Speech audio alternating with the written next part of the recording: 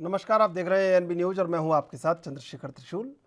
उत्तर प्रदेश के अवध इलाके में 118 सीटों के तीसरे और चौथे चरण के लिए मतदान होने जा रहा है, जिसके लिए राजनीतिक दलों ने पूरी ताकत झोंक दी है। बता दें कि अवध प्रांत में कुल 21 जिले हैं, जिसके अंदर 118 सीटें आती हैं। इस इलाके की पिछले 2 विधानसभा चुनावों के परिणाम देखने पर पता चलता है कि यहाँ के चुनाव में हवा के रुख का काफ़ी असर रहता है और अवध के आशीर्वाद से सरकार बन जाती है। साल 2017 के विधानसभा के चुनाव परिणामों की बात करें तो यहाँ बीजेपी को 93 सीट, समाजवादी पार्टी को 9 सीट मिली थी। वहीं इसी चुनाव में कांग्रेस को सिर्फ 3 सीटें और बसपा के खाते में 8 सीटें गई थी।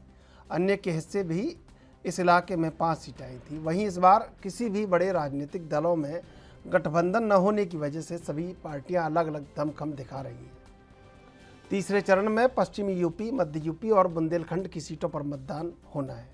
देश की राजनीति में बुंदेलखंड के इलाके को सियासी रूप से बेहद अहम माना गया है। इसमें उत्तर प्रदेश के 7 जिले आते हैं। ऐसे में बड़ा सवाल यह है कि बुंदेलखंड में क्या फिर सभी 19 सीटों पर कमल खिलाकर बीजेपी इतिहास को दोहरा पाएगी।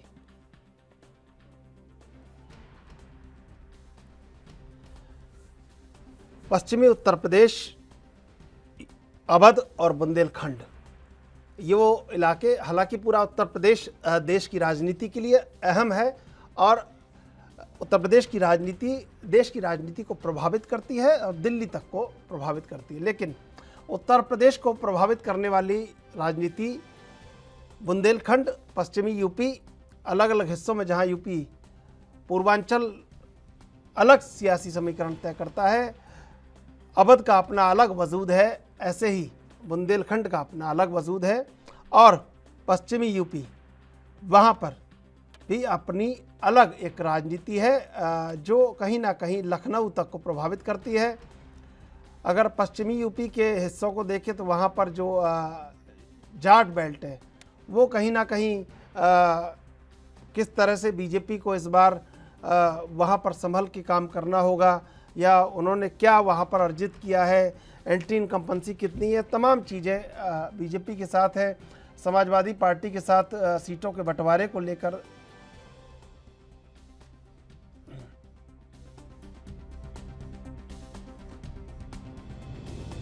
बातें होंगी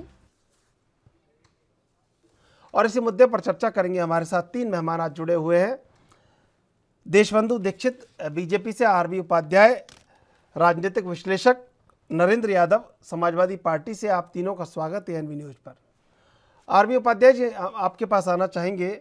सबसे पहले ये जो चुनाव धीरे धीरे आगे बढ़ता जा रहा है तो एक चीज़ ये सामने निकल कर आई कि आरोप प्रत्यारोप के अलावा सिर्फ शब्दबाण चलाए गए, लेकिन कोई मजबूत एक एजेंडा था वो सामने नहीं आया और इंतज़ार रहता है कि एक प्रतिबद्धता या कहीं एक जो शपथ पत्रों की बात की जाती है, स्टाम्प पेपर की बात की जाती है कि राजनीतिक दल पूरी तरह से प्रतिबद्ध हैं कि इस बार जो पिछली बार हुआ है वो इस बार नहीं होगा।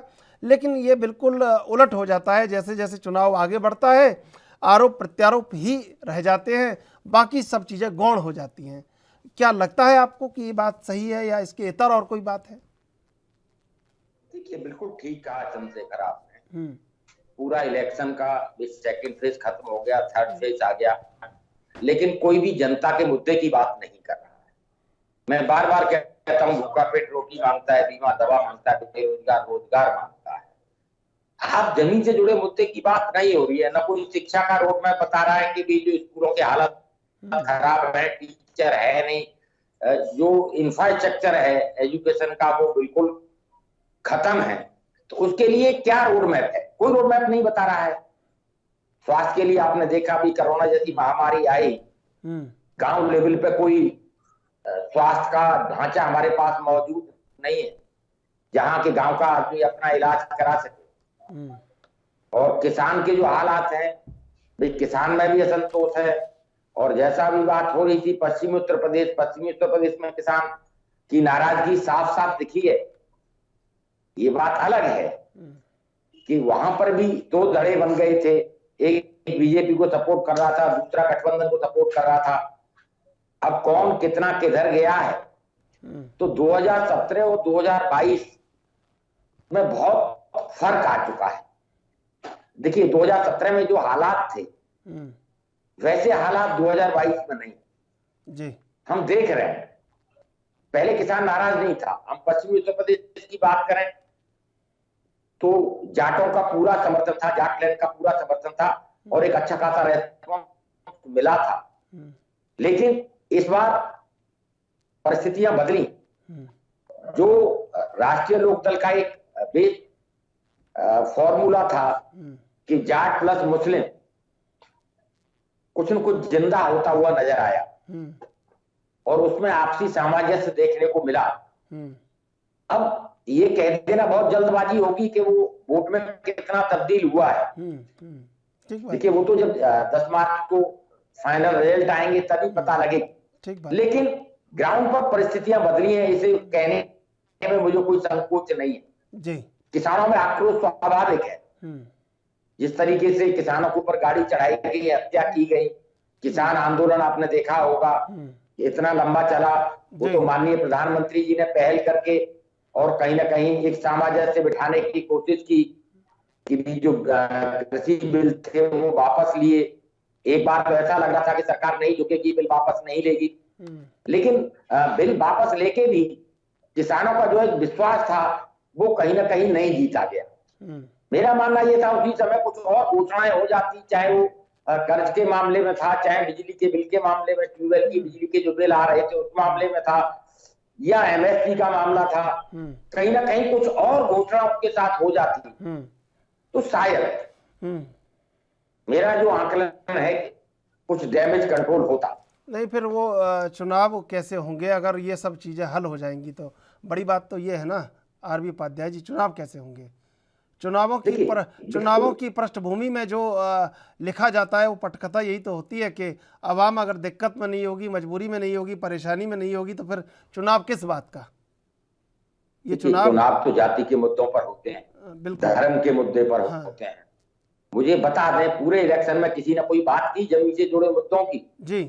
जिन्ना, पाकिस्तान, हिंदू, मुसलमान, मैं आऊंगा, किसान, मैं आऊंगा राजभर। नरेंद्र जी आवाज मिल रही है आपको?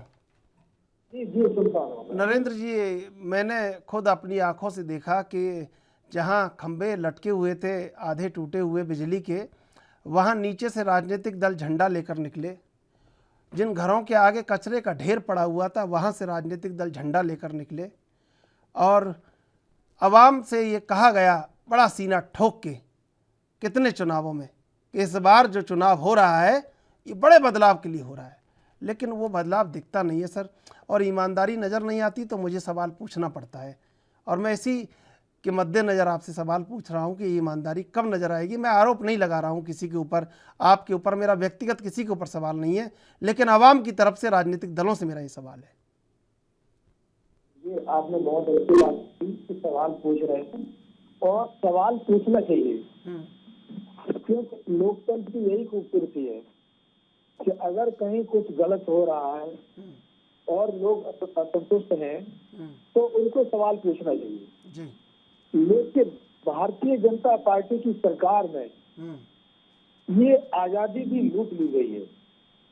जिस तरह से ये लोग धन लूट रहे हैं, संस्थाओं को लूट रहे हैं, उसी तरह से आज लोकतंत्र का जो चौथा स्तंभ है आज इनका गुलाम हो गया है। कोई भी चैनल ये हिम्मत नहीं जुटा सकता है जो इनसे पूछ सके कि भाई आपने जो वादे किए वो पूरे किया क्यों? हम पूछ रहे हैं ना सर, हम पूछ रहे हैं सर। नहीं, आप पूछ रहे हैं, उसी मुद्दे में बात कर रहा हूँ। कोई भी आदमी इनसे ये पूछने वाला नहीं है कि आपने ये कहा था कि भाई काला धन वापस लाएंगे और यहाँ से फलो। सुन रहा हूँ, मैं सुन रहा हूँ, आपकी आवाज आ रही है सर मुझे। हाँ, तो इनसे कोई आज देश में ये पूछने वाला नहीं है कि आपने जो देश में अघोषित संगठित लूट मचा रखी है आपने कहा क्या था और कर क्या रहे। अभी आपने हाल फिलहाल में ही आपने एनएससी है जो उसकी पूर्व अध्यक्ष चित्रा रामकृष्णन है, आप देखिए कि स्टॉक एक्सचेंज में लाखों करोड़ रुपया निवेश करते हैं और ऐसा नहीं, 140 करोड़ भारतीयों में जो भी लोग इन्वेस्ट कर सकते हैं, देश विदेश से लोग इसमें इन्वेस्ट करते हैं। और उस संस्था को, एक संस्था को एक अदृश्य बाबा उसको डील करता है और उसके ईमेल पे वहां अधिकारी नियुक्त किए जाते हैं। उसके ईमेल पे सारा स्टॉक एक्सचेंज चलता है। बताइए आप, लाखों करोड़ रुपया का इन्वेस्टमेंट होता है। तो आप इस चीज से अंदाजा लगा सकते हैं कि आपके किसी आदमी के गले ये उतरेगी कि जिस बाबा को आपने देखा नहीं, पहचाना नहीं, मुलाकात नहीं हुई और उसका ईमेल आता है, उससे आप करोड़ों रुपए सैलरी देने वाले व्यक्ति का आप नियुक्ति करते हैं। नरेंद्र जी, एक बाबा कहता है कि भाई आप एक मिनट रुको, मेरी बात पूरी होने दो प्लीज प्लीज। तो आप ये कहते हैं कि भाई ईमेल आया था कि फला आदमी को नियुक्त किया जाएगा, और इस मोदी सरकार में जो ईमानदारी के डंका गाड़ रही थी, झंडे गाड़ रही थी कि मैं देश नहीं बिकने दूंगा, मैं ये नहीं होने दूंगा, मैं वो नहीं होने दूंगा, इनके नाक के नीचे इतने बड़े बड़े घोटाले हो रहे हैं। आप देखिए, 23,000 करोड़ का घोटाला इनके नाक के नीचे होता है। और ये राजनीतिक देश से उत्तर प्रदेश में छापा मारते हैं, गलती से इन्हीं का आदमी निकलता है तो उसके यहाँ 150 करोड़ रुपया पाया जाता है। इन्होंने एक ही बात, इन्होंने भी कालाधन दूर करेंगे।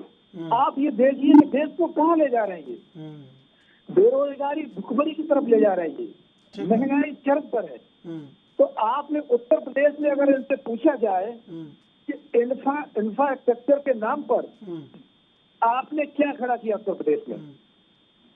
दूसरी चीज, इनसे ये पूछा जाए कि पिछली सरकार में इन्वेस्टमेंट समिट हुआ था, पूरे उत्तर प्रदेश में कहीं इन्होंने एक फैक्ट्री लगा दी हो।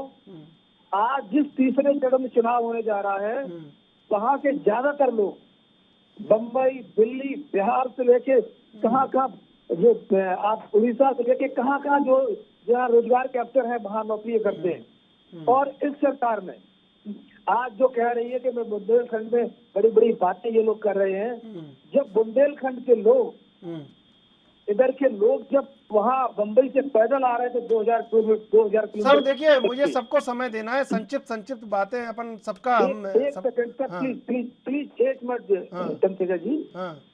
उस समय इन्होंने, इनके पास सेंट्रल में, इनकी डबल इंजन की सरकार थी, इनके पास सेंट्रल में ट्रेन थी, इनके पास रोडेज बसें थी, परिवहन पूरा था। इन्होंने एक गाड़ी मुहैया नहीं कराई जो गरीब कमजोर अपने घर पहुंच सकता था। और सोचिए आप, इन्होंने हवाई जहाज मुहैया कराए, विदेश से लोगों को मंगाया। जब विदेश में कोरोना चरम पर था तो इन्होंने विदेश से लोगों को मंगवाया और लखनऊ में बड़े बड़े होर्डिंग लगे, स्वागत किया गया। अब ये तो सर गरीब के सामने ये हाथ जोड़ के खड़े हैं। ठीक बात है। ये किस मुंह से वोट मांग लेंगे उत्तर प्रदेश? ठीक बात है, क्या मैं किया है इन्होंने? आऊंगा आपके पास। देशबंधु दीक्षित हमारे संग जुड़ चुके हैं बीजेपी से। स्वागत आपका एएनबी न्यूज पर देशबंधु दीक्षित जी। मैं आऊंगा आपके पास। सबसे पहले मैं योगेश पांडे न्यूज रूम से लाइव है हमारे साथ जुड़े हुए हैं। योगेश, बिजली के खंभे टूटे हुए हैं, उनके नीचे से राजनीतिक दल झंडा लेके अपनी रैलियां निकाल रहे थे।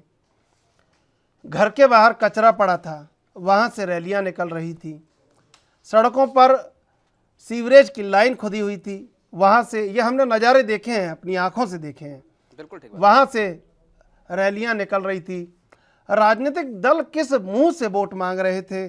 और चुनाव में 4 दिन की मुलाकात में आवाम को ये भरोसा दिला देते हैं कि कोई है तो हम हैं आपके, लेकिन ये 4 दिन की चांदनी के बाद जो 5 साल की अंधेरी रात होती है, उसका कोई गवाह नहीं है इस लोकतंत्र में।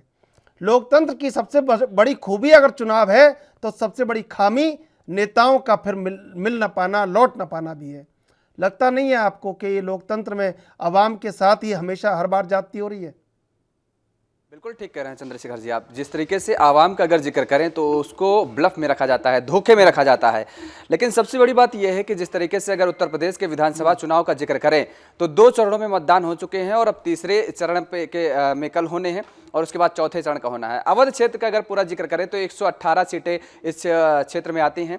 बुंदेलखंड का अभी जिक्र किया, हमारे साथ नरेंद्र सिंह जी जुड़े हुए हैं। जिस तरीके से उनकी भी सरकारें थी, ऐसा नहीं है 5 साल उनकी भी सरकार सत्ता में वो भी थे। बुंदेलखंड का उन्होंने क्या विकास किया, अभी पुष्प लेंगे तो नहीं बता पाएंगे कुछ। लेकिन जिस तरीके से अगर 118 सीटों में जिक्र करें कि किस क्षेत्रों में किस तरीके से भारतीय जनता पार्टी के साथ या समाजवादी पार्टी के साथ, कांग्रेस के साथ या बसपा के साथ मतदाता जाने को तैयार है या नहीं, क्योंकि देखिए 2017 के विधानसभा चुनाव से पहले जब 12 में समाजवादी पार्टी सत्ता में आई थी तो इसी क्षेत्र में 90 सीटों के साथ आई थी, 90 सीटें मिली थी और 2017 में 12 सीटें पर सिमट गई है समाजवादी पार्टी।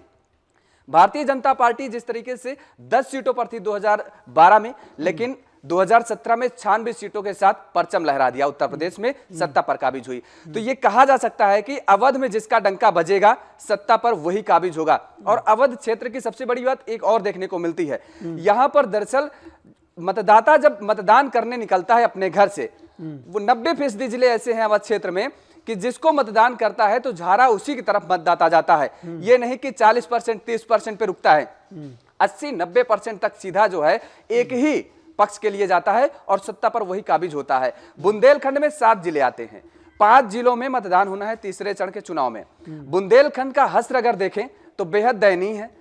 प्रधानमंत्री नरेंद्र मोदी जी भी 2019 लोकसभा चुनाव से पहले 9,000 करोड़ की योजनाओं का जिक्र किया था। उन्होंने कहा था कि 9,000 करोड़ रुपए सैंक्शन किए जा रहे हैं, बुंदेलखंड के लोगों की प्यास बुझाई जाएगी इससे।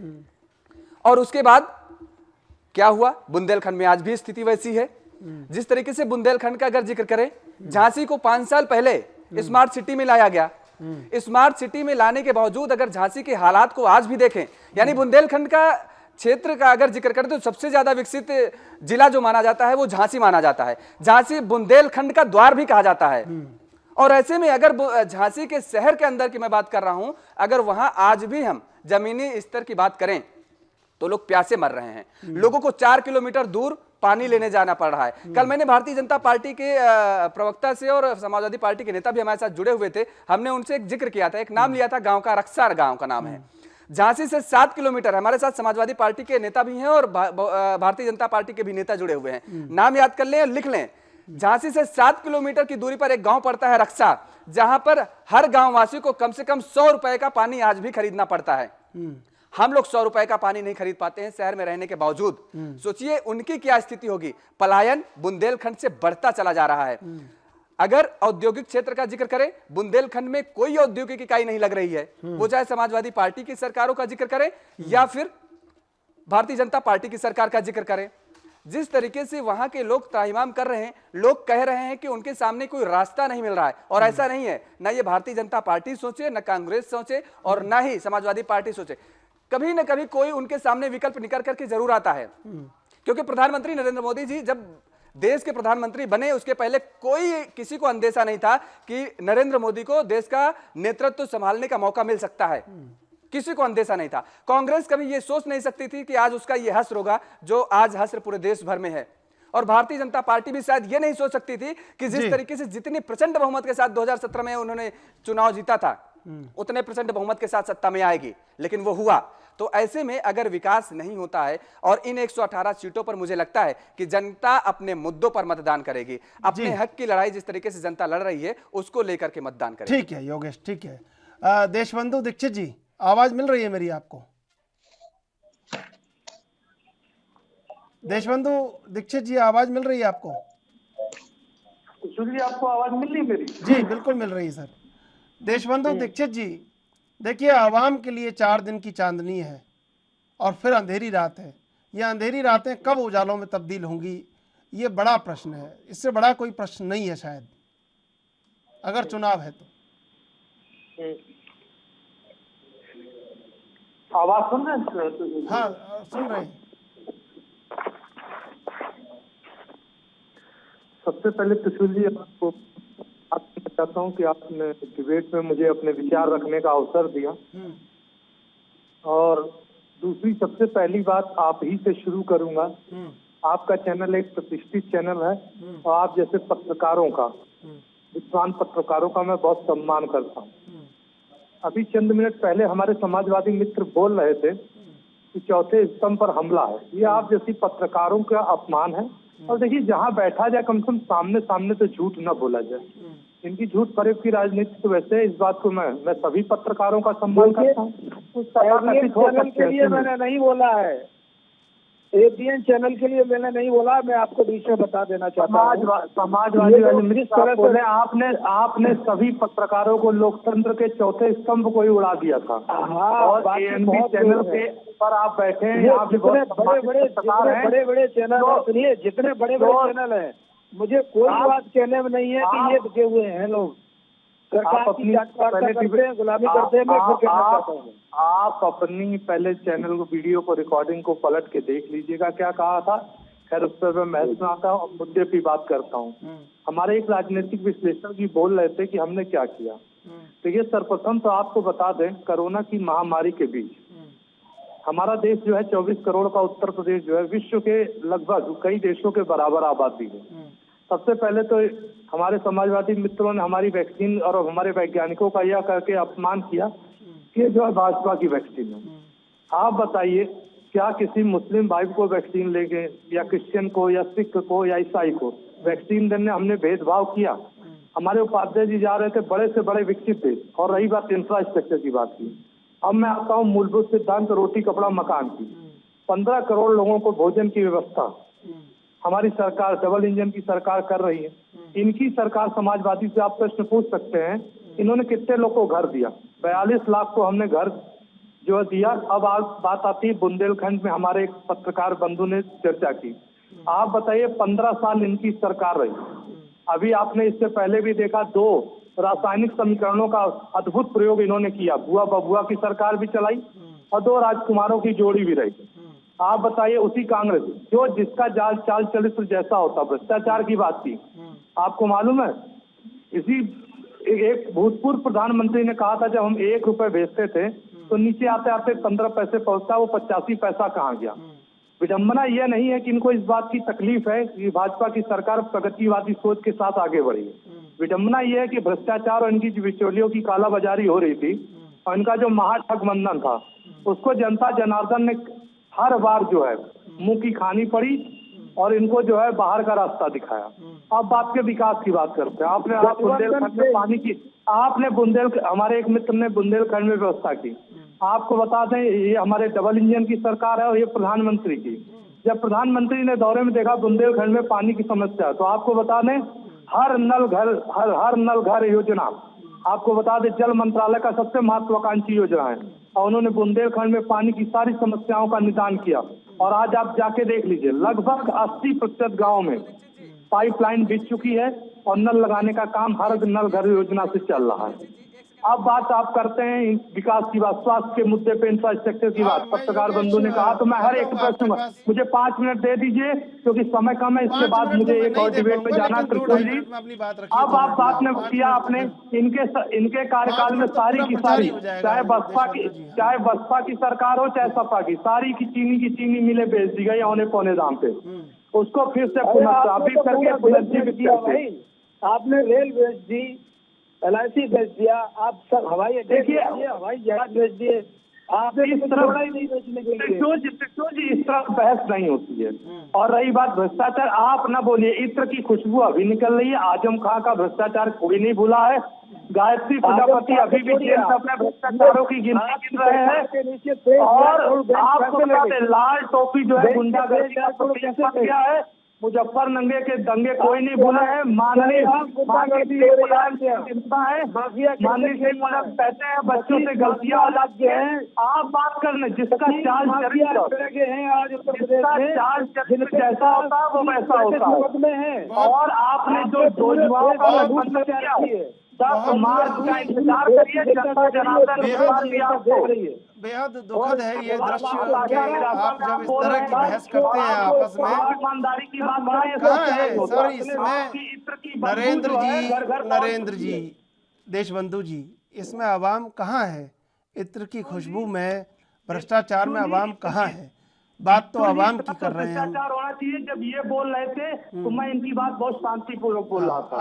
आप जल्दी से बात रखिए, फिर मैं आगे बढ़ूंगा। करना चाहता कि जिसमें 2 मिनट बात नहीं करना। देखिए, अनुशासित एक होता है, एक अनुशासन होता है, और एक जो है डिबेट गरिमा होती है। अगर आप नहीं करना चाहते तथ्यात्मक बातें रखिए, झूठी बातें मत रखिए ना। सुन लीजिए नरेंद्र जी, सही बात आपका बोलिए, आप झूठ आपका मत बोलिए। आपका समय आए तो आप अपना पक्ष रखिएगा, आपको भी मौका मिलेगा। चलिए ठीक है, ठीक है। ठीक है। देशबंधु जी, मैं ये पूछना चाहता हूँ, ये आरोप प्रत्यारोप से आगे भी कुछ होगा कि ये सब आरोप प्रत्यारोप पे ही बात टिकी रहेगी? हम इससे आगे, हमारे जो सहयोगी हैं योगेश पांडे, वो कह रहे थे कि रक्षा जो गांव है 100 रुपये का पानी वहाँ लेना पड़ता है। तो क्या आपको लगता है कि ये स्वस्थ लोकतंत्र की निशानी है? और अगर अवाम का हलक कंठ सूखा हुआ है और राजनीति का गला तर है, तो क्या ये विद्रूपता नहीं है लोकतंत्र की? चंद्रशेखर त्रिशूल जी, योगेश जी ने जो प्रश्न उठाया वो बहुत अच्छा प्रश्न उठाया। हाँ। उसके उत्तर में मैं बता दूं, उन्होंने जिस गांव का नाम लिया उसके बारे में तो मैं टिप्पणी नहीं करूंगा, लेकिन आप बताइए, इससे पहले भी 15 साल सपा बसपा की कुसंगति की सरकारें रही, जिसमें प्रदेश जर्जर अवस्था में। आप इस बात को मानेंगे कि योगेश जी सुधार हो रहा है? इतने गड्ढे भरे थे, आज बुंदेलखंड चाहिए तो बुंदेलखंड का मैं योगेश जी को भी आश्वस्त करना चाहूँ, चाहे तो वो मेरे साथ जा सकते हैं। लगभग 80% से ज्यादा के गांव में जब पता चला कि पानी की विकट समस्या है, तो वहां पे सबसे पहले, पूरा उत्तर प्रदेश आप जानते हैं एक बहुत बड़ा भौगोलिक एरिया है, लेकिन सबसे पहले भी हमने बुंदेलखंड, मिर्जापुर, इसके आसपास देखा कि यहाँ ज्यादा कमी है, और हर घर नल योजना से आप देखिए पाइपलाइन से पूरे गांव उस गांव में भी निसंदेह, कुछ समय दीजिए, आचार संहिता है, लेकिन उसके बाद जो है उस गांव में भी प्रत्येक घर को पानी मिलेगा। चलिए, हमने महिलाओं की इज्जत के लिए शौचालय दिए, और जितने भी विवाद त्रिशूल जी, ये वही सपा है, रोज राजनीति करती थी हमारे। चलिए, मैं लौटूंगा आपके पास, मैं लौटूंगा आपके पास देशबंधु जी। समय गोलियां चलाई, रोज पूछते थे, मैं आऊंगा, मंदिर वही बनाएंगे, डेट नहीं बनाएंगे, लेकिन हमने मंदिर भी बनाई। ठीक है। जम्मू कश्मीर में धारा 370 भी देखिए, चलिए, वो जानते हैं सब लोग जानते हैं, सब चीज जानते हैं। आरबी उपाध्याय जी, राजनीतिक दलों की आवाम के प्रति ईमानदारी जो है वो कहीं ना कहीं प्रश्न चिन्ह या शंका के घेरे में नहीं रहती। चुनाव में जो होता है, जो प्रतिबद्धता दिखती है, उसके बाद वो कहीं नहीं नजर आती। लगता है आपको ये ठीक है? हेलो जी आरबी उपाध्याय जी, आरबी उपाध्याय जी, आवाज मिल रही है आपको?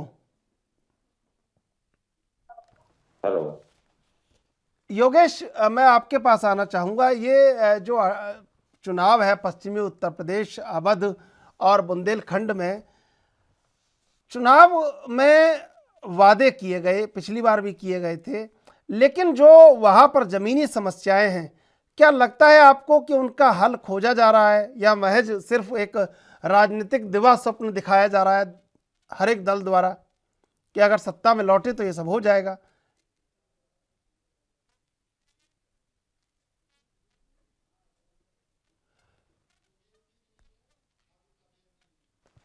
नरेंद्र जी, मैं आपके पास आना चाहूंगा। नरेंद्र जी, आवाज मिल रही है आपको? हाँ, सुन रहा हूँ। नरेंद्र जी, क्या मौजूदा दौर में ये नहीं होना चाहिए कि हम पूरी तरह से अब साधन संपन्न हैं और एक ऐसे युग में प्रवेश कर चुके हैं, यहाँ पर सब चीज़ें दिखती हैं और सब चीज़ें बहुत आसान हो चुकी हैं, क्या अब आसानी जनता के लिए भी हो जानी चाहिए? बहुत सही बात बोली आपने। विकास का पैमाना जो है ना, शिक्षा, स्वास्थ्य और रोजगार, हाँ, इन सब चीजों से कोई भी आदमी अछूता नहीं रहना चाहिए, कितनी भी राजनीति कोई भी पार्टी करे, लेकिन शिक्षा, स्वास्थ्य और रोजगार हर आदमी का एक मौलिक अधिकार है और वो मिलना चाहिए। और इसी दिशा में हमारी पार्टी का जो घोषणा पत्र है, वचन पत्र है, आप देखेंगे कि जिसका सीधा ताल्लुक जनता से डायरेक्ट है, बिना किसी भेदभाव के। 300 यूनिट बिजली की हम लोगों ने बात की, तो उसमें न किसी धर्म की बात है, किसी जात की बात है, न क्षेत्र की बात है। अरे सारी बिजली तो सफाई ही जाती थी, बिजली आपने पैदा कहाँ की? बिजली की बात करते हो आप? सारा विकास तो सफाई मैनपुरी में हुआ था। आप क्या बात करते हो यार? धरातल पे बात करिए। समाजवादी मित्र धरातल पे आप बात करिए। बिजली कहाँ जाती थी, बिजली कहाँ जाती थी, शिक्षा की क्या व्यवस्था रहती थी, यह दुनिया को सर्वविदित है। पूरी बात होने दो मेरी, आप या आप बोलो, आपको दिक्कत है और मैं सुन लेता हूँ, बात करो, कोई दिक्कत नहीं है। हाँ बोलिए आप। देखिए 300 यूनिट बिजली की बात की हम लोगों ने, और दूसरी चीज हमने सिंचाई के लिए बात की कि भाई जो गरीब किसान है आदमी, अभी इन्होंने इतनी बिजली महंगी सिंचाई की भी कर रखी थी, बोला हम लोग सिंचाई फ्री देंगे। हमने कहा कि 15 दिन में गन्ना का भुगतान किया जाएगा। आप हमारा पूरा संकल्प वचन पत्र नोट कर दें, और समाजवादी सरकार आने के बाद एक घोषणा पूरी होगी और हम आपके चैनल पर फिर बैठेंगे। आप देखिए आईटी क्षेत्र में 22 लाख रोजगार देने की बात हम लोगों ने की, तो भाई जो हम लोग जो है सरकार बनने पर किसान आंदोलन में जो शहीद हुए हैं 25 लाख रुपए देंगे हम लोग। इनकी केंद्र सरकार थी, राज्य सरकार थी, 700 लोग मरे, इन्होंने एक घोषणा नहीं की कि भाई चलो हमने अपनी हद अपने अहंकार की वजह से 700 लोगों की जान ली, तो ठीक है ठीक है। अब वो ये मुकदमे सब वापस लेते हैं। आप अपने देखिए हाँ, विषय कमरे के अंदर बैठ के ट्विटर खेल रहे थे, वो तो सब जानते हैं कि धरातल पर आप। चलिए मैं आऊंगा आप दोनों, कितनी मदद नरेंद्र की। जी मैं आ रहा हूँ आपके पास। देशबंधु जी आपका समय था, मैंने आपसे पूछा। आरबी उपाध्याय जी, आरबी उपाध्याय जी आवाज मिल रही है आपको? आरबी उपाध्याय जी, ये जो राजनीतिक प्रतिबद्धता है, आरबी उपाध्याय जी आवाज मिल रही है आपको मेरी? चलिए मैं योगेश के पास चलूंगा। योगेश, बुंदेलखंड और जहां पश्चिमी उत्तर प्रदेश में चुनाव होने हैं, जहां पर मतदान होना है, लगातार जो तस्वीर हम देखते हैं वो कहीं ना कहीं फिर उसी ओर इशारा करती है कि लोकतंत्र इतना आगे बढ़ चुका है और 75 साल हम कर चुके हैं आज़ादी के। तो क्या लगता नहीं है कि अब चीज़ें आसान हो चुकी है तो विकास भी आसान हो जाना चाहिए? लेकिन वो अभी भी दुर्लभ है। बहुत आसानी से रूरल बेल्ट तो बिल्कुल इस बात से अछूती है कि वहाँ पे चीज़ें पहुँचती हैं, लेकिन बहुत धीरे धीरे करके आते हैं। दरअसल अभी जिस तरीके से देशबंधु जी हमारे साथ कह रहे थे कि वो जिस तरीके से कह रहे थे कि दुर्भाग्यपूर्ण है, वो दुर्भाग्यपूर्ण की परिभाषा कुछ और दे रहे हैं। मैं कह रहा हूं दुर्भाग्यपूर्ण दरअसल ये है कि ये सभी दल एक ही सिक्के के दो पहलू हैं। देखिए इस बार भारतीय जनता पार्टी के लिए उत्तर प्रदेश में बेहद कड़ी चुनौती होगी, क्योंकि लखीमपुर खीरी का मामला ये पक्का है कि कहीं ना कहीं भारतीय जनता पार्टी को नुकसान पहुंचा सकता है, क्योंकि वहां पर 8 सीटें हैं। लखीमपुर खीरी में 8 सीटों का अगर जिक्र करें तो भारतीय जनता पार्टी 8 सीटों पर है, और 2012 का सिनेरियो ऐसा कुछ नहीं था। और अब क्या किया गया, वहां पर एक बड़ा परिवार दे दिया गया, टेनी मिश्रा का परिवार, की उसी के दारोमदार से अगर लखीमपुर पर सियासी कब्जा किया जा सकता है। लेकिन ऐसा नहीं है। अगर टेनी परिवार का इतना बड़ा रसूख होता सियासत में तो 2000 में भी एक अच्छी खासी सीट आती। 2012 में केवल एक सीट पर जीत दर्ज की थी भारतीय जनता पार्टी में। जाहिर तौर पर कहा जा सकता है कि दिल्ली की हवा थी जो लखीमपुर तक पहुंची है, और वो असर लखीमपुर खीरी में देखने को मिला है। दरअसल ये कॉकटेल जब हो गया तो 2017 में जो भारतीय जनता पार्टी के पाले में 8 सीट चली गई, वो उसका फायदा मिला। दूसरी तरफ अगर जिक्र करें लखनऊ में, देखिए लखनऊ की जो 4 सीटें बेहद अहम महत्वपूर्ण रखती हैं। अगर लखनऊ मध्य छोड़ दे, पूर्वी छोड़ दे, यूपी छोड़ दे, लखनऊ में बीकेटी एक सीट ऐसी है, मलिहाबाद की सीट ऐसी है, सरोजनी नगर की सीट ऐसी है, और चौथी जो सीट है वो है मोहनलालगंज की। लखनऊ में सभी सीटों पर भारतीय जनता पार्टी का कब्जा है, मोहनलालगंज सीट को छोड़ करके। मोहनलालगंज की सीट जो है वो समाजवादी पार्टी के खाते में गई थी, लेकिन इस बार इन सीटों पर भी भारतीय जनता पार्टी को कड़ा मुकाबला मिल रहा है। सरोजनी नगर में जिस तरीके से सीट पर बगावत देखने को मिली, एक ही घर में बगावत देखने को मिली, अब जिस तरीके से पायलट की तरह लैंड किया गया सरोजनी नगर सीट पर प्रत्याशी को, क्या सरोजनी नगर की प्रत्याशी को सरोजनी नगर की जनता एक्सेप्ट कर पाएगी? मोहनलालगंज की भी यही हालात हैं ऐसा, और ऐसे ही बीकेटी और मलिहाबाद के, क्योंकि जिस तरीके से अगर बसपा का जो कोर वोट बैंक माना जाता था एससी, और अब कहीं ना कहीं भारतीय जनता पार्टी ने इस वोट बैंक में सेंध लगाने का काम किया था, लेकिन इस बार नतीजे बदले आ सकते हैं। बुंदेलखंड का देशबंधु जी जिस तरीके से जिक्र कर रहे थे कि विकास हुआ है, देशबंधु जी बताएं, कताई मिल बंद है, कपड़ा मिल बंद है, 5 साल आपकी सरकार रही है, आपने क्या काम किया है? 5 साल में उन्होंने बुंदेलखंड में कौन सा औद्योगिक संस्थान का निर्माण किया या वहां पर आधारशिला रखी है, वो नहीं बता पाएंगे। ये कागजी कार्रवाई बता रहे हैं। ये सही कह रहे हैं कि 2019 के पहले 9,000 करोड़ का जो मैंने जिक्र किया वो वहां पर दिया गया। अभी कुछ दिन पहले प्रधानमंत्री नरेंद्र मोदी जी ने 26,000 करोड़ रुपए की जिस तरीके से परियोजनाओं को लेकर के घोषणा की है, सही है की गई है, लेकिन ये जमीनी धरातल पर नहीं है, केवल कागजी कार्रवाई पर है। वहां पर कुएं खुदवाई गए हैं, वहां पर आप जमीनी स्तर पर देखेंगे तो आप वहां पर कूद जाएंगे। पानी इतने ऊपर नहीं है जितनी उसकी खुदाई कराई गई है। वहां पर बच्चे उसमें खेलते हैं, छलांग लगाते हैं, ये हाल है वहां पर। हर घर जल, हर घर नल का जिक्र कर रहे देशबंधु दीक्षित जी, ये केवल कागज में दर्ज हुआ है, जमीनी धरातल पर नहीं उतरा है। मैंने झांसी का जिक्र किया इसीलिए किया है क्योंकि झांसी सबसे विकसित जिला माना जा रहा है। झांसी को आपने स्मार्ट सिटी बनाया था। झांसी में आप भी निकल जाइए, शहर के अंदर कूड़ों का अंबार लगा हुआ है। शहर में अगर मैं मोहल्लों का नाम, देशबंधु जी आप भी नोट कर लीजिए, शहर में ITI चले जाइए, आप चले जाइए, जिस तरीके से वहां पर और तमाम सारे एरिया हैं, वहां पर मसीहागंज चले जाइए, आप वहां पर पानी की जितनी किल्लत है, ये शहर के अंदर की क्षेत्र में बता रहा हूं, वहां पर पानी की ये समस्या है कि सुबह 6 से 7 बजे आज भी लाइन लगती है। पानी लेने जाते हैं लोग, अब बाइक से जाते हैं, स्कूटर से जाते हैं, साइकिल पर रख के डिब्बे रख करके लाते हैं। तो ऐसे में ये केवल कह देना कि हमने विकास किया है, हमने इतना पैसा दे दिया, अगर आपने पैसा दिया है तो वो गया कहां? सबसे बड़ा सवाल ये है। आप उतरिए तो जमीन पर, आप कागजों की जो आंकड़े हैं उन आंकड़ों से इतर आइए। ये अधिकारी आपको दिग्भ्रमित कर रहे हैं और इसका नतीजा आपको भरना पड़ेगा देशबंधु जी, केवल आपको ही नहीं, जो भी सरकारें होंगी। ये मैं हमेशा बोलता हूं कि सरकारें चलती हैं केवल अधिकारियों के दिखाए गए मार्ग पर, जबकि ये बिल्कुल गलत है। मंत्री को, नेताओं को, विधायकों को, पार्षदों को, जो भी जिस क्षेत्र का जो नेतृत्व कर रहा है, उसको जमीनी स्तर पर उतरना पड़ेगा और उसको देखना पड़ेगा, आकलन करना पड़ेगा कि जनता की मूलभूत समस्याएं क्या हैं। क्योंकि वोट मांगने इन नेताओं को जाना पड़ता है, अधिकारियों को नहीं। अधिकारी आपके शासन में भी रहेंगे, दूसरी सरकार आएंगी उसमें भी रहेंगे और वो वैसे ही काम करते रहेंगे, लेकिन आपको जनता उखाड़ के फेंक देगी। तो इसलिए आपको जमीनी स्तर पर उतरना पड़ेगा और देखना पड़ेगा, आकलन करना पड़ेगा। ठीक है योगेश, मैं पूछ लेता हूं देशबंधु दीक्षित जी। देशबंधु जी आवाज मिल रही है आपको? हाँ मैं सुन रहा हूं। देखिए देशबंधु जी, मैं आपको बताना चाहूंगा कि ANB की जो टीम है उसने 5 राज्यों में जहां जहां भी संभव था वहां ये प्रयास किया कि देखा जाए राजनीतिक दलों ने जो सत्ता में रहे और जो विपक्ष में रहे, उन्होंने अपनी भूमिका का निर्वहन किया है या नहीं किया है, और उसी का परिणाम है हमने जो देखा है वो आपसे साझा कर रहे हैं। योगेश हमारे सहयोगी आपको बता रहे थे कि झांसी के अंदर के हालात क्या हैं।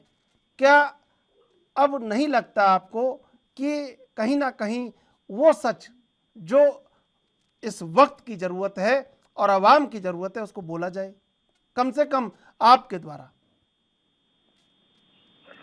नहीं त्रिशूल जी, जैसा कि आपने चर्चा की, तो देखिए बात शुरू करते हैं 2014 से। 2014 में हमारे परम आदरणीय मोदी जी जब इस सरकार में आए, तब से उन्होंने विकास के कार्य और कुछ मानक हमारे संकल्प पत्र में आपने देखे होंगे। हमने 2014 में जो कार्य किए, 2017 तक प्रतिवर्ष उनको जनता जनार्दन के बीच रखा, और 2004 में जब उत्तर प्रदेश में इनके 15 साल के जो कुशासन, सपा और बसपा का जो कुशासन था, 2014 से 17 तक हमने अपने विकास के कार्यों, देखिए जाति पात, गुंडागर्दी, कानून व्यवस्था से ऊपर उठकर हमने बात की, प्रगति की बात की, हमने गन्ना की बात की, हमने विकास की बात की, ये बात करते हैं जिन्ना की, ये बात करते हैं पाकिस्तान की, ये बात करते हैं अफगानिस्तान की। देखिए उससे हट के 2017 में भी जनता जनार्दन ने हमें आशीर्वाद दिया। 2019 में भी बुआ बबुआ की जोड़ी और 2 महागठबंधन की जोड़ी आई, और देखिए जनता जनार्दन समझ रही है कि ये लोग जो हैं अवसरवादी राजनीति हैं, सत्ता को भी आती है। धरातल पे इन्होंने कोई काम नहीं किया और हमने अपने किए गए कार्यों में 2019 में भी देखिए प्रचंड बहुमत से दोबारा हमारी सरकार बनी। 2022 में भी आप देखिएगा 10 मार्च आने दीजिए। त्रिशूल जी, मैं केवल इतना कहना चाहूंगा कि जब हताशा और निराशा जो है विपक्षी हार के, और जिस दिन हम विजय श्री मिलेगी उस दिन आपके सारे प्रश्नों का उत्तर मिल जाएगा।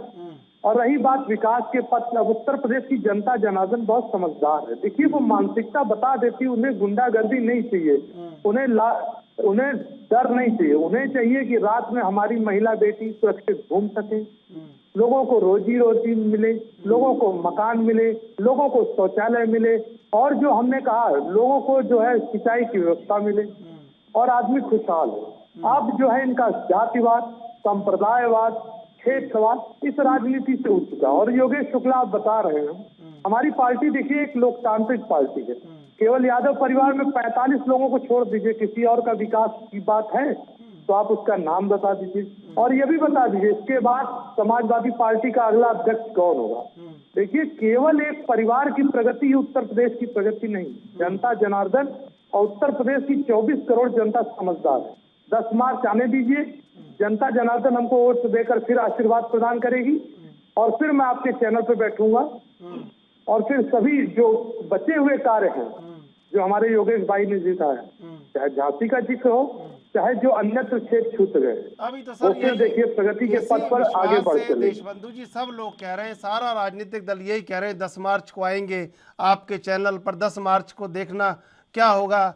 अब मुझे ऐसा लगता है कि 10 मार्च को न जाने क्या तस्वीर बदल जाएगी।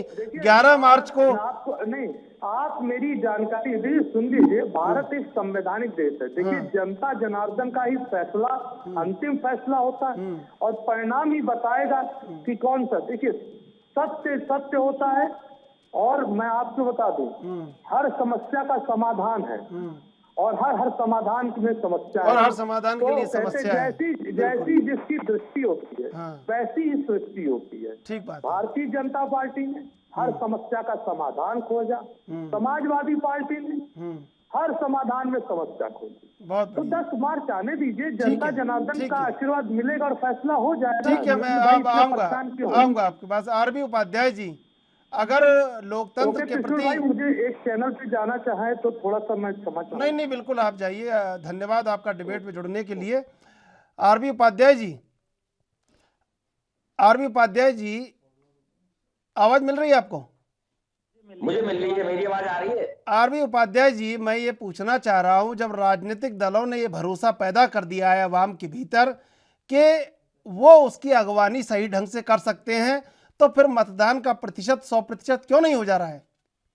फिर क्यों मतदान के लिए अपील करनी पड़ रही है? क्यों कहना पड़ रहा है लोगों से मतदान कीजिए? अगर भरोसा बढ़ गया है तो बढ़ा हुआ भरोसा वोट में तो कहीं नहीं दिखता। चतुर विडंबना यही है, हमारे यहाँ कहते हैं ना, सावन के अंधे को हरा ही हरा नजर आता है। तो ये कहते हैं कि भी जनता खुश है, जनता को राशन 15 करोड़ को राशन दे रहे हैं और हमने विकास कर दिया। अरे भाई इसको रोजगार दे देते ना, उसकी जेब में पैसा आता। अब ये राशन जो दे रहे हैं तो बंद कर देंगे, इसके बाद भूखा रहेगा। यानी 15 करोड़ लोग उत्तर प्रदेश में भूखे रहने के लिए मजबूर है। क्यों? उनके पास रोजगार नहीं, उनकी जेब में पैसा नहीं। बात गरीब भी करते हैं, गरीब को सत्ता में कितनी भागीदारी देते हैं, कितने गरीबों को टिकट दिए हैं। सत्ता में भागीदारी कोई नहीं देना चाहता। जब टिकट बांटने का नंबर आता है तो सब करोड़पति उम्मीदवार नजर आते हैं, सब अपराधी नजर आते हैं, और राजनीति का व्यवसायीकरण हुआ है, राजनीति का अपराधीकरण हुआ है। अगर वायदे सच होते तो किसान की आमदनी दुगनी हो जानी चाहिए थी। ये तो कहते हैं 2022 तक किसान की आमदनी दुगनी कर देंगे। फिर क्या कारण रहा किसान आंदोलन कर रहा है? क्या कारण रहा किसान कर्जदार है? क्या कारण रहा किसान आत्महत्या कर रहा है? किसान कल भी आत्महत्या कर रहा था, कल भी कर्जदार था, आज भी कर्जदार है, आत्महत्या कर रहा है, और भविष्य उसका अंधकार है। तो कैसी राजनीति है? आप कहते हैं सब कुछ है, सब कुछ अच्छा हो गया है, जब पीने के लिए पानी बुंदेलखंड में नहीं है। समाजवादी पार्टी भी नहीं दे पाई, बीजेपी भी नहीं दे पाई, वो आज भी जद्दोजहद पानी के लिए कर रहा है। आजादी के इतने साल बाद अगर पॉलिटिकल पार्टियां पानी भी नहीं दे सकती हैं तो डूब के मर जाना चाहिए इन राजनीतिक लोगों को। कहाँ मर जाए डूब के? पानी तो उनके पास भी नहीं है सर। राजनीतिक लोगों को विकास इनका होता है। एक एमएलए है, एक एमएलसी है, उनकी पूंजी देख लीजिए 5 साल में कहां से कहां पहुंच जाती है। एक परिवार आता है राजनीति में तब जीरो होता है, और 5-10 साल राजनीति कर लेता है, उसके हालात देख लीजिए, फॉर्च्यूनर गाड़ियां और ठाठी अलग हो जाते हैं। तो लोकतंत्र क्या लूटतंत्र में बदल गया? भ्रष्टाचार की बात करते हैं। कौन पॉलिटिकल पार्टी भ्रष्टाचारी नहीं है? कहां से करोड़ों रुपए खर्च करते हैं इलेक्शन में, कहां से आता है? कब किसने कमा के रखा था? किसी के पेरेंट्स कमा के दे देते हैं करोड़ों रुपए के बेटा इलेक्शन लड़ना, और फिर पॉलिटिकल पार्टियां इतनी ईमान।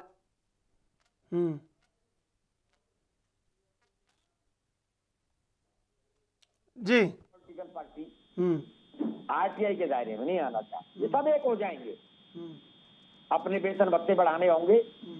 महंगाई क्या सिर्फ राजनीतिक लोगों के लिए बढ़ती है? वेतन भत्ते सिर्फ राजनीतिक लोगों के बढ़ने चाहिए। इनके लिए 3 पेंशन होंगी, एमएलए की पेंशन अलग होगी, एमपी की पेंशन अलग होगी, सरकारी कर्मचारियों की पेंशन बंद कर दी। अजीब मजाक हो गया है लोकतंत्र का। लोकतंत्र लूट तंत्र में बदल चुका है। टारगेट दिए जाते हैं 200 करोड़ वसूल करके लाने हैं, कहां से आएंगे? जनता का जो खून पसीने की कमाई जो बैंक में बचत होती थी, जमा करता था, आज बैंक से भी विश्वास उठ गया। बैंकों का एनपीए करोड़ों हजारों करोड़ लेके मतलब एक आदमी भाग जाता है, और एक किसान पे अगर 50,000 कर्ज है तो उसकी जमीन गिरवी रखी होती है जिसे बैंक बेचकर वसूल कर सकता है, लेकिन फिर भी वसूल के लिए किसान आगे आगे भाग रहा होता है और वसूली वाले पीछे पीछे, और उसे हवालात में बंद कर देते हैं, और जब तक पैसे जमा नहीं कराएगा तब तक उसको जमानत नहीं मिलेगी। ठीक है, बिल्कुल। योगेश, ये जो तमाम चीज़ें राजनीतिक दलों द्वारा दिखाई जा रही हैं, बावजूद इसके एक सबसे बड़ा सवाल कि जो वोट का प्रतिशत है वो अटका हुआ है। पिछले लंबे 3-4 दशकों से आप देखेंगे तो तमाम तरह के बदलाव हुए हैं देश में, सूचना के क्षेत्र में, इंफ्रास्ट्रक्चर के क्षेत्र में।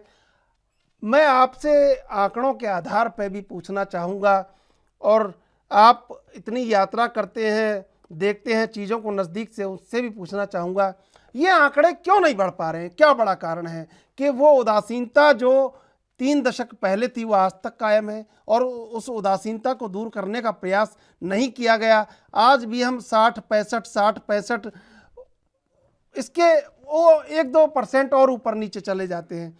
क्यों ये 100% नहीं जा पा रहा है? क्या बड़ा कारण है? देखिए चंद्रशेखर जी, सबसे बड़ी बात तो ये हम कहेंगे कि हमारे साथ जिस तरीके से राजनीतिक विशेषज्ञ के तौर पे आरबी उपाध्याय जी जुड़े हुए हैं, उन्होंने कहा कि इन राजनीतिक दलों को डूबकर मर जाना चाहिए। आपने कहा कि पानी नहीं है, हम कह रहे हैं इन राजनीतिक दलों को बुंदेलखंड की किसान के उस आंसू में डूब के मर जाना चाहिए जब वो पीड़ित होता है, रोता है, फांसी लगाने को मजबूर होता है। उत्तर प्रदेश की हर उस जनता के आंसू में इन राजनीतिक दलों को डूबकर मर जाना चाहिए जिसकी गाढ़ी कमाई का जेब का से वो टैक्स लेते हैं। देखिए, टैक्स हर व्यक्ति देता है, ये कहने की बातें होती हैं कि कुछ लोग टैक्स देते हैं। अगर कोई एक किसान भी 10 रुपए का कोई एक टूथपेस्ट भी लेने जाता है, उसमें भी टैक्स लगता है। टैक्स इस देश का, इस प्रदेश का हर नागरिक देता है। इसलिए दूसरी बात, जिस तरीके से प्रदेश के विकास के लाख दावे किए जाते हैं, प्रदेश सरकारें बनती हैं, लेकिन उसको नजरअंदाज कर दिया जाता है। आपने कहा कि परसेंटेज क्यों नहीं बढ़ रहा है मतदान का, इतना प्रचार प्रसार करना पड़ता है, इलेक्शन कमीशन कितना जोर देता है, कितना बजट खर्च होता है इस पर। वजह यही है कि जनता के मन में कहीं ना कहीं ये कुंठा व्याप्त है। वो कहती है कि आखिर हम निकलें तो किस लिए निकलें। 60-65% जो मतदाता निकलता है, ये भी एक, ये मानिए, शुक्र मानिए, कहीं अभी इसमें भी कटौती ना हो जाए, आने वाले समय में कहीं ऐसा ना हो जाए, क्योंकि जनता कहती है कि क्या करेंगे मतदान करने का, कोई भी आएगा वो वैसे ही करेगा जिसमें उसको लाभ मिलेगा। जनता के लिए कोई नहीं है, जनता के लिए पैसा आता है, बजट पास होता है, जब बजट सैंक्शन कर दिया जाता है उसमें केवल कागजों पर दिखा दिया जाता है कि इतनी रकम इस क्षेत्र के लिए अलॉट की गई, लेकिन वो रकम जब अलॉट होती है उसके बावजूद जो है जनता उसका फायदा नहीं उठा पाती है।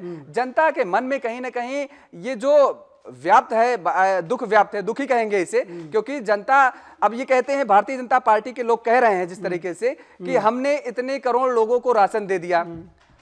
भारतीय जनता पार्टी के फंड से दिया है क्या इन्होंने राशन? अरे समाजवादी पार्टी ने लैपटॉप दिया है, अपने समाजवादी पार्टी के फंड से लैपटॉप दिया है क्या? अपने पार्टी के फंड से कोई कुछ देता है क्या? उसमें केवल और जो फंड होता है वो बढ़ाने का काम किया जाता है। ये आप सरकारी राजकोष से पैसा निकालते हैं, ये आप सरकार के खाते से पैसे निकालते हैं, ये आपका काम है। आपको तो डूब इसलिए मरना चाहिए कि जो जिस मद के लिए पैसे निकालते हैं उसमें भी सेंधमारी कर देते हैं, परसेंटेज फिक्स कर देते हैं कि लैपटॉप किस कंपनी से हायर करना है और मीडिएटर कौन है उसको परसेंटेज देना है। आपको तो इसलिए डूब मरना चाहिए। जनता आपको सराखों पर इसलिए बैठालती है ताकि आप जनता के दुख दर्द को समझ सकें, उसके पीड़ा को समझ सकें, उसके बुरे दौर पर आप उसके साथ खड़े हो सकें। उसके दरवाजे पर, जनता के दरवाजे पर आप तब जाते हैं जब वोट मांगना होता है। जैसे ही आप सत्ता पर काबिज होते हैं, जनता आपके दरवाजे पर आती है। जनता के लिए दरवाजे नहीं खुलते आपके। सुबह से होकर के शाम तक दरवाजे पर बैठी रहती है जनता, और उसके बावजूद जो है मंत्री विधायकों का दिल नहीं पसीजता है कि कड़ी धूप में मैंने तो ये तस्वीरें देखी हैं कि छोटे छोटे बच्चे, 1-1 साल के, 6-6 महीने के बच्चे लेकर के मां दरवाजों के बाहर कड़ी धूप में बैठी रहती हैं, लेकिन मंत्री आवास के मंत्री नहीं, गेट नहीं खुलते हैं, और जो वहां सुरक्षा कर्मी लगे होते हैं और धक्का मुक्की करके उन्हें कहते हैं और दूर जाओ, और दूर जाओ। आजकल ये तस्वीरें देखी है मैंने। तो पार्टियों के प्रदेश कार्यालय पे भी चल पड़ा है कि वहां भी भीड़ लगी रहती है। वहां भी जनसुनवाई के नाम पर एक बड़ा एक ऐसा नाट्य रचा जाता है कि जनसुनवाई हो रही है और भीड़ आ रही है। एक टीचर को लेके, टीचर अपने पिताजी को और गांव वालों को लेके आया है ट्रांसफ़र कराने के लिए। ये बड़ा नाट्य रचा जाता है। नरेंद्र जी, मैं आपके पास आना चाहूँगा। योगेश जो मेरे सहयोगी कह रहे थे, आपने सुना होगा, मैं इन्हीं के सवालों का जवाब आपसे चाहूँगा। मैं योगेश जी ने जो सवाल उठाए हैं बहुत ही जल्द सवाल है, और ये संवेदनहीनता है लोगों की मुश्किलों के प्रति, जो नहीं होनी चाहिए। राजनीति में जितने भी दल आते हैं, चाहे वो कोई भी दल हो, वो सिर्फ इस उद्देश्य के लिए आते हैं कि समाज के सबसे निचले स्तर के आदमी को भी शिक्षा, स्वास्थ्य और रोजगार, भाई मुसीबत में है अगर इंसान, तकलीफ है, बीमार है, तो उसको दवाई मिले और इतनी शिक्षा मिले वो समाज के बाद जागरूक हो सके और अपने परिवार की, अपने देश समाज की हित की बात समझ सके। और तीसरी चीज, भरपेट भोजन मिलना चाहिए उसको। ये 3 जो मौलिक अधिकार हैं, अगर कोई राजनेता बहुत ज्यादा कुछ नहीं कर सकता है तो ये 3 मौलिक अधिकारों के पास संवेदनशील होना चाहिए और प्रयास करना चाहिए। और हम बता रहे हैं योगेश जी को कि आपको शायद याद है या नहीं है, बुंदेलखंड में पिछली सरकार ने, हमारी समाजवादी पार्टी सरकार ने, जब ये भाजपा की अन्न योजना तो अभी शुरू हुई है, पिछली सरकार में ही हम लोगों ने राशन, घी, चावल पूरा वहाँ की हालात को देखते हुए दिया था हमारे माननीय मुख्यमंत्री जी ने। और उन्होंने इरिगेशन में एक बहुत बड़ी योजना लॉन्च की थी, जो अभी बीजेपी सरकार ने उसको लॉन्च किया है, टीका काटा है, तो वहाँ के लिए। और अभी भी हमारे माननीय मुख्यमंत्री जी ने, पूर्व मुख्यमंत्री अखिलेश यादव जी ने ये कहा है कि हम बुंदेलखंड के लिए उनकी जो मुश्किलें हैं घोषणा पत्र से हटकर उनके लिए काम करेंगे। और इसी व्यवस्था के प्रति उन्होंने, आप देखिए, समाजवादी पेंशन योजना चलाई थी कि कम से कम अगर आदमी को 500 रुपए, जो गरीब कमजोर है उसके लिए उसको मिलते हैं मदद, जो 60 साल का हो गया है, जो इंडिपेंडेंट है, किसी पे निर्भर है, तो ऐसे लोग अपने कम से कम खर्चे चला सके, इसलिए की। दूसरी चीज उन्होंने किसानों के लिए किया कि भाई सिंचाई पहले भी हमारे यहाँ थी, MSP पे ज्यादा से ज्यादा हम लोगों ने बिक्री कराई थी, क्योंकि सबसे ज्यादा मुश्किल में अगर देश में है तो वो किसान है। ज्यादातर लोग इंडस्ट्रीज की बात करते हैं, उनके पैसा लेते हैं, कमीशन लेते हैं, उनके हित की योजनाएं बनाते हैं, जैसे आज भारतीय जनता पार्टी आ रही है। आप देखिए कोरोना काल में चंद उद्योगपतियों की 100 गुना इनकम बढ़ी है, और उसके ठीक विपरीत आम आदमी, गरीब कमजोर को रोटी नहीं मिली, खाना बिस्तर नहीं मिला। ठीक है। तो आप देख लीजिए, आपकी बात बहुत सही है। सुन लीजिए कि बुंदेलखंड का आप हमारा जिक्र कर रहे हैं ना, सुन लीजिए नरेंद्र जी, सुन लीजिए जमीनी हकीकत सुन लीजिए आपकी सरकार के। बांदा चले जाइए, बबेरू चले जाइएगा, झांसी के आगे देहात क्षेत्र में चले जाइएगा, ठीक है ना, वहां पर रोड किस तरीके से खस्ता हाल थे। चित्रकूट चले जाइए, चलने के लिए लोग मोहताज होते थे, ये सच है। गड्ढे में रोड थी, रोड में गड्ढे थे, ये नहीं देखने को मिलता था। दूसरी बात, आपने एहसान किया है क्या? 5 साल में कितना राजस्व बुंदेलखंड से वसूला है आपने, जरा बताइए, आपको कुछ पता है? आंकड़ा है आपने? सुन लीजिए पूरी बात, सुन लीजिए पूरी बात। आपने बुंदेलखंड से 5 साल में कितना राजस्व वसूला है? आपको जानकारी नहीं होगी। दूसरी बात, आपने ये कहा कि ये हम गलत बोल रहे हैं कि नेताओं के दरवाजे हमेशा जनता के लिए खुले रहते हैं। बिल्कुल गलत बोल रहे हैं आप। सुन लीजिए, वजह यह है कि दरअसल जिस तरीके से ये नेताओं के दरवाजे जो खुले नहीं होते हैं, हमेशा बंद होते हैं, केवल खुलते तब हैं जब चुनाव आते हैं।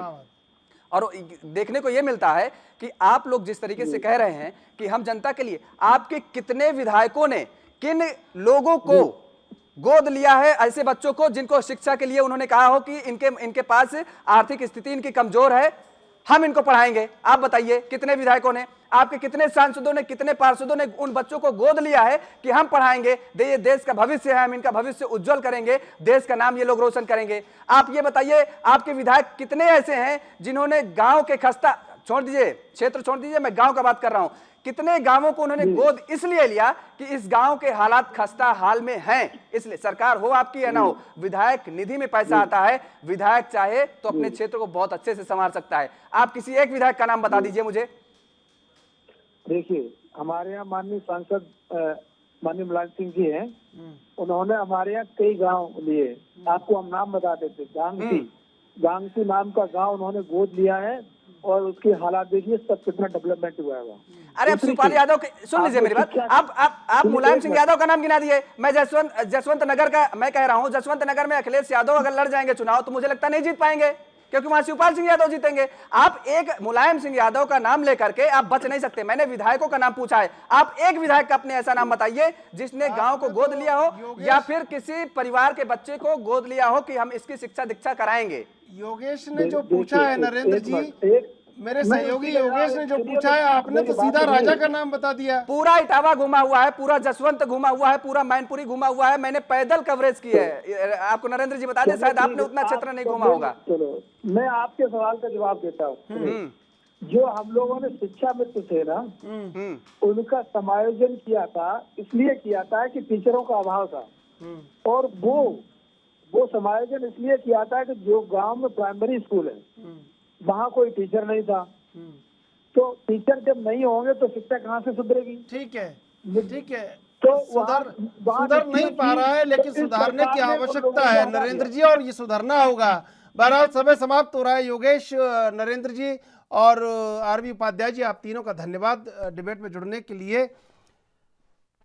सैटेलाइट है, मोबाइल का डाटा है, तमाम चीज़ें हैं, एक एक व्यक्ति को खोजने के लिए डिजिटल संसाधन है, बावजूद उसके सबसे बड़ा प्रश्न ये है कि राजनीतिक दलों को वो 35-40% लोग नहीं मिल रहे हैं जो वोट नहीं करते हैं। तो क्यों नहीं मिल पा रहे हैं, ये राजनीतिक दलों के लिए जिज्ञासा का विषय है, और जिज्ञासा लोकतंत्र के लिए भी है कि आखिर 35-40% लोग कहाँ चले जाते हैं वोट करते समय, वोट क्यों नहीं करते हैं, क्यों वो भरोसा पैदा नहीं हो पा रहा है राजनीतिक दलों के लिए लोगों में कि वोट किया जाए और ये कहा जाए कि अच्छा लोकतंत्र, बेहतरीन लोकतंत्र एक अच्छे राष्ट्र के निर्माण में सहयोगी हो। बहरहाल देश विदेश की ताज़ा तरीन खबरों के लिए आप देखते रहिए ANB न्यूज़।